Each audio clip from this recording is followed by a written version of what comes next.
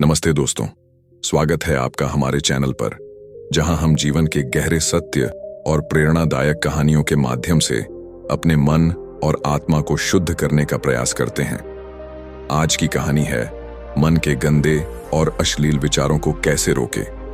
यह कहानी गौतम बुद्ध के जीवन से जुड़ी है, जो हमें सिखाती है कि कैसे हम अपने मन को नियंत्रित करके उसे शुद्ध और पवित्र बना सकते हैं। यह कहानी न केवल प्रेरणादायक है बल्कि शिक्षाप्रद भी है। तो चलिए शुरू करते हैं।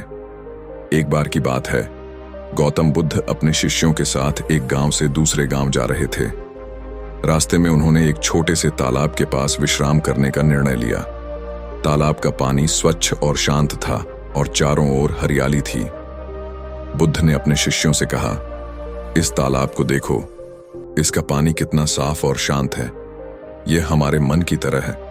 जब मन शांत और निर्मल होता है तो हम सच्चाई और आनंद को देख सकते हैं। शिष्यों ने सिर हिलाया, लेकिन उनमें से एक शिष्य, जिसका नाम आनंद था, ने पूछा, भगवान, लेकिन क्या होता है जब मन में गंदे और अश्लील विचार आते हैं?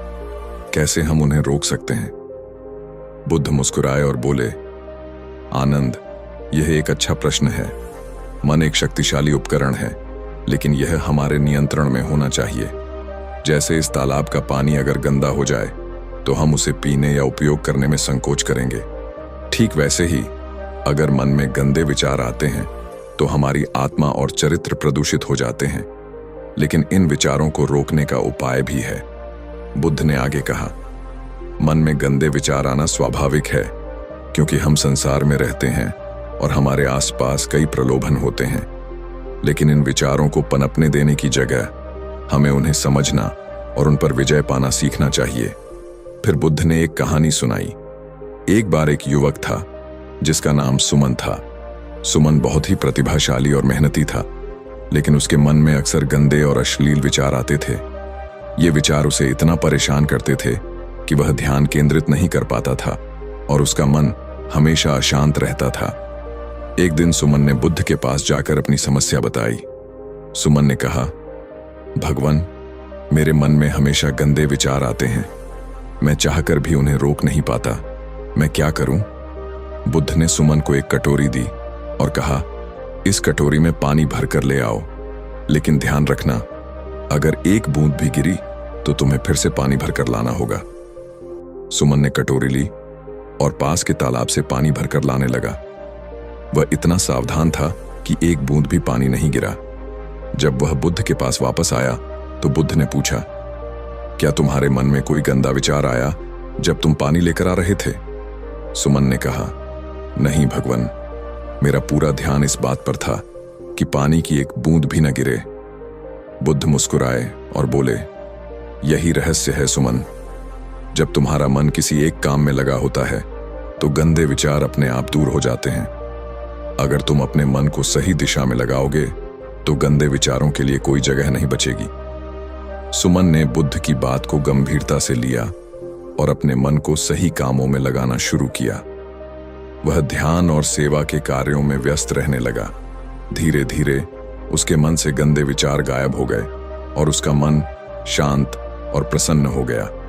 बुद्ध ने अपने शिष्यों से कहा, दोस्तों, मन को नियंत्रित करने के लिए सबसे पहले हमें अपने विचारों के प्रति सजग होना चाहिए। जब भी कोई गंदा विचार आए तो उसे पहचानो और उसे दूर करने का प्रयास करो। इसके लिए तुम ध्यान, प्रार्थना और सत्कर्म का सहारा ले सकते हो।